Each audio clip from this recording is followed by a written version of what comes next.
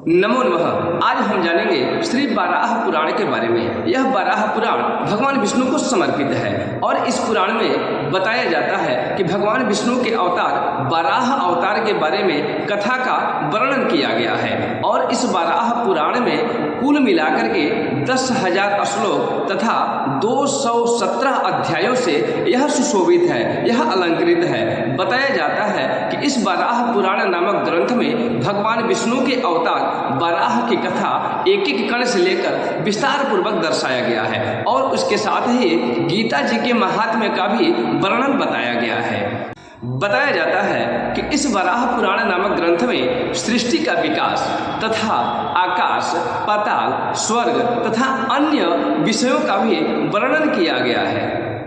बताया जाता है कि इस वराह पुराण नामक ग्रंथ में भगवान श्री सूर्य देव के दो गति होते हैं। एक होता है उत्तरायण और दूसरा होता है दक्षिणायन। यह उत्तरायण और दक्षिणायन विचरने का तथा अमावस्या और पूर्णिमा के बारे में विस्तार पूर्वक वर्णन तथा इनकी कथा और इनके विषय में बताया गया है कि यह उत्तर से दक्षिण और दक्षिण से उत्तर क्यों आते हैं, क्यों जाते हैं और उसका फल या कारण के बारे में विस्तार पूर्वक वर्णन किया गया है। बताया जाता है कि इस वराह पुराण नामक ग्रंथ में जो भौगोलिक और खगोलिक तथ्य इस पुराण में संकलित है, वह भौगोलिक और खगोलिक तथ्य को पता करते करते वैज्ञानिकों को 15वीं शताब्दी में पता चला, जो कि यह वैज्ञानिक लोग करोड़ों और अरबों रुपए लगा करके आज पता लगा रहे हैं। वह हमारे ऋषि मुनि लोग करोड़ों वर्ष, लाखों वर्ष पहले इसको संकलित यानी लिख करके चले गए हैं।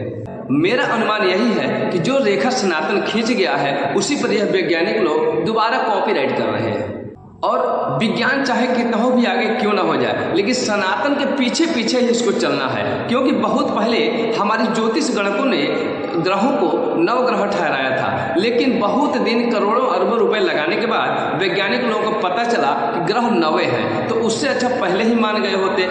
और मेरा मानना है कि सनातन के सभी भाई बंधु को यह वराह पुराण नामक ग्रंथ को अवश्य पढ़ना चाहिए, ताकि इसमें एक एक तथ्य जो छिपे हैं उस तथ्य को पता करने के लिए हमें पढ़ने की जरूरत है। जो व्यक्ति अपने जीते जी स्वर्ग की कल्पना करता है, उस व्यक्ति के लिए यह वराह पुराण नामक ग्रंथ अतुल्य है।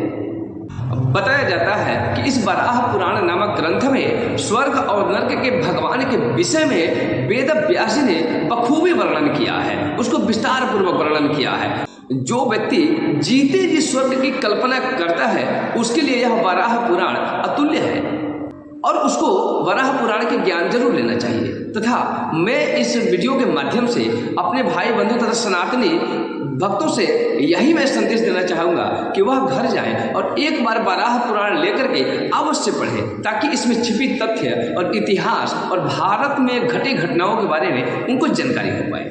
क्योंकि हम जो इतिहास पढ़ते हैं उसमें बहुत कुछ छिपाया गया है, जैसे कि मैं आपको एक एक बात बताऊंगा, जो कि संविधान से लेकर के और इतिहास पुराण तक। तो बने रहिए हमारे साथ। मैं हूं मिश्रा जी, बिहार से।